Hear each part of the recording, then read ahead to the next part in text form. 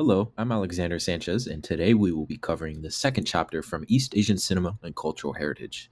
This one is on forging a cultural heritage through movies. As with many nations with such a long history, Chinese's cultures and numerous traditions, musical styles, plays, and languages have all undergone tremendous changes over the centuries, from technology, exposure to foreign cultures, political changes from within, modernization, and other such factors.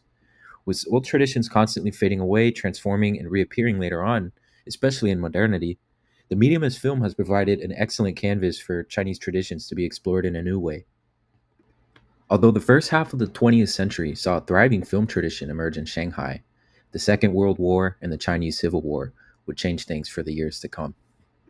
As the dust settled, many directors and writers and actors alike all left Shanghai for Hong Kong and Taiwan in pursuit of better luck forming a better film culture, especially in light of the crackdowns later on in the Cultural Revolution. According to Dr. Ye Yueyu, Taiwanese and Hong Kongese films sought to portray a reconstructed China from the idealistic lenses of those who had left the mainland. For example, the Huangmei opera tradition of Anhui is one of several that were adapted for the silver screen in service of these cinematic reconstructions of the Chinese past.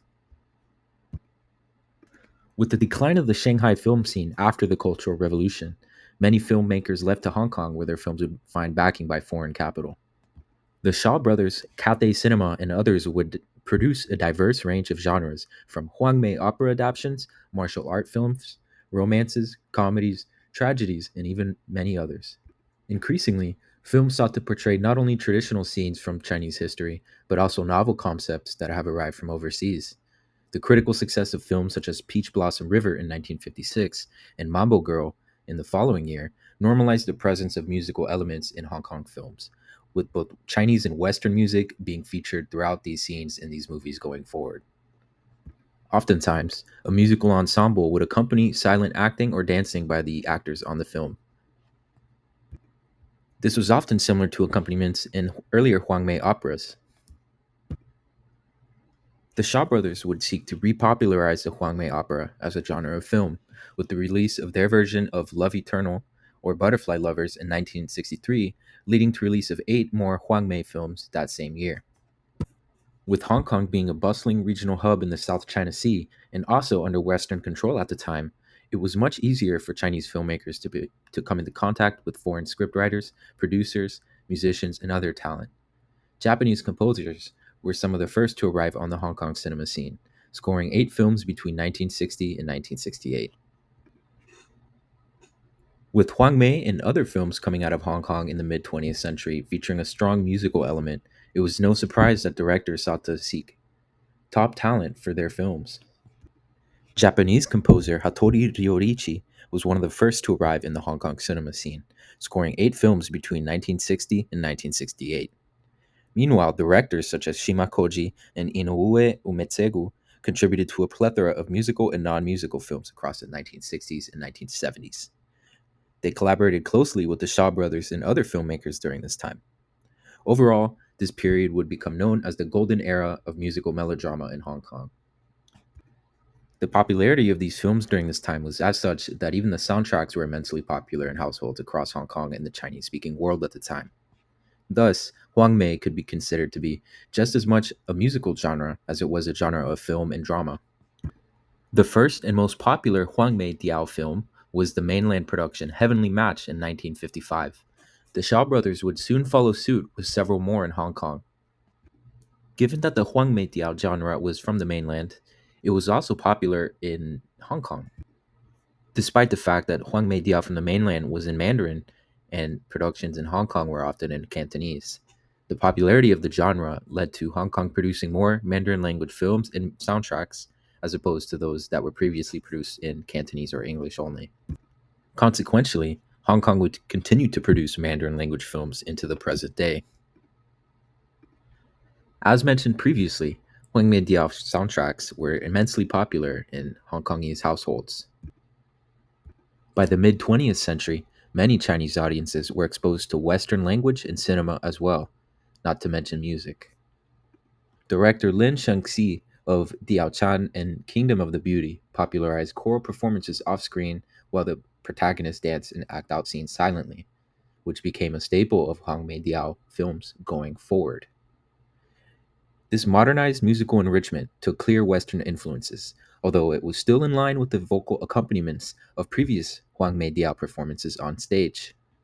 Going forward, the sound of mid century Hong Kong cinema would feature more Western and more Mandarin music, with vocals and instrumentation alike combining the two influences to audiences and directors' preferences. However, melodies from other Chinese theater traditions, such as Yuezhu of Chinese theater, Kunchu, mountain songs, and boat songs, all found their way into these films. Due to the similarities of these many genres, audiences found themselves nostalgic for these sounds as well, and the influences often blended together to form a sound that audiences would find pseudo traditional, as later scholars would claim. Instruments such as the lute, the erhu, the pipa, which is another type of Chinese lute, the zheng, and the ban, which are clappers, all contributed to these soundtracks. The lute-like instrument, known as the pipa, would especially feature in many of these films, which audiences found that the sound as well as the appearance evoked feelings of traditionalism and nostalgia. The pipa is a quartophonic instrument that is related to the Arabic oud and first arrived in the 5th century. Across Chinese culture, it was traditionally considered to be a barbarian instrument, although it increasingly gained favor in the court life until it was considered a staple of Chinese music. Although its general pear-shaped appearance and chords have remained a staple of its features, the number of strings that the pipa features have varied over the centuries. Additionally, the playing styles would also differ vastly across various regions, and in some predictions, this would prove to be anachronistic. For example, in the Chinese film Three Kingdoms, the Japanese satsumamiya was used instead of the traditional pipa, and it was also shown to be played in a Japanese way, which would be anachronistic for the period. As Hong Kong and later mainland Chinese filmmakers would adapt scenes from throughout Chinese history, anachronisms would be more commonplace. The traditions and concepts set forth by 20th century filmmakers in Hong Kong have reverberated across Chinese language filmmaking into the present. Given how much of the previous pseudo traditional music in these films blended several influences, in the current century, these tropes have misinformed audiences at times on what past Huang Diao and other traditional genres may have actually sounded like.